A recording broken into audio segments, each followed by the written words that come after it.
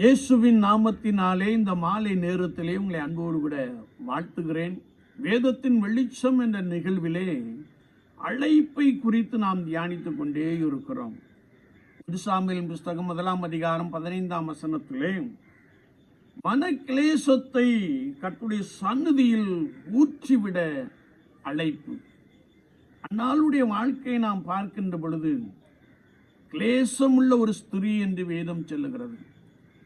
மனமடிவான ஒரு ஸ்திரீ தினமும் துக்கப்பட்டு அழுது கொண்டு சாப்பிடாமல் இருந்த ஒரு காட்சியை குறித்து வசனம் நமக்கு மிக தெளிவாக கற்றுக் கொடுக்கிறது.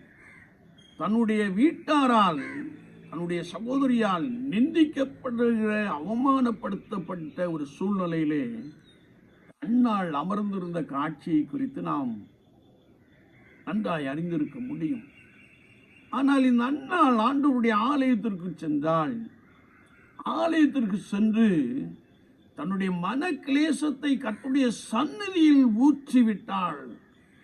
அப்படி கர்த்தரிடத்திலே தன்னுடைய காரியங்களை, தன்னுடைய வேதனையை, தன்னுடைய நிந்தையை, தன்னுடைய மன கிளேசத்தை சொன்ன பின்பு அவள் துக்கமுகமாயிருக்கவில்லை என்று பரிசுத்த வார்த்தை மிக தெளிவாக கற்றுக் கொடுக்கிறது. என்னை கேட்டுக்கொண்டு இருக்கிற என் அன்பு தெய்வ ஜனமே, ஒருவேளை நீங்கள் மன கிளேசத்தோடு கூட காணப்படலாம். பிறரால் நிந்திக்கப்பட்டும் அவமானப்படுத்தப்பட்டும் வாழ்ந்து கொண்டிருக்கிற ஒரு நபராய் காணப்படலாம். ஆனால் நீங்கள் நேராக கர்த்தருடைய ஆலயத்திற்கு சென்று கர்த்தருடைய சந்நிதியில் உங்கள் இருதயத்தை, உங்கள் புலம்பலை, உங்கள் மன கிளேசத்தை ஊற்றி விடுகின்ற பொழுது ஆண்டவருடைய வாழ்க்கையிலே பெரிய அற்புதங்களை செய்கிறார்.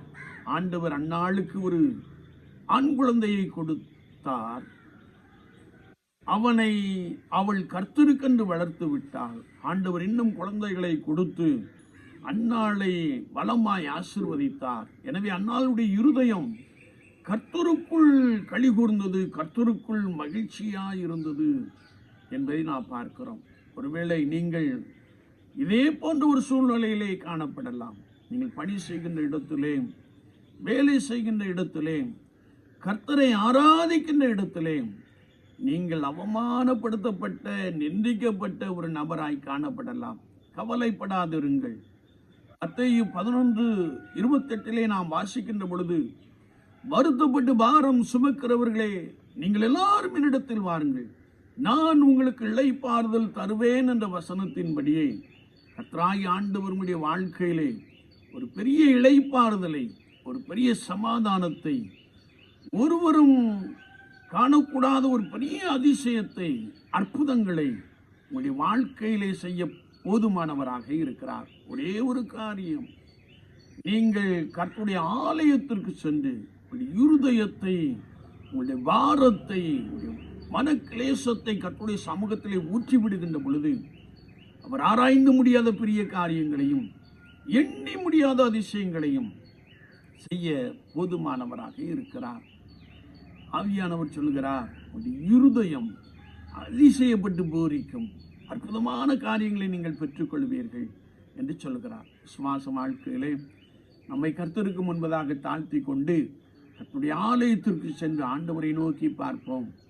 அவர் உங்கள் நடுவிலே மிகப்பெரியவராக இருந்து பலத்த அற்புதங்களினாலும் அடையாளங்களினாலும் உங்களை வழிநடத்தி செல்ல போதுமானவராக இருக்கிறார்.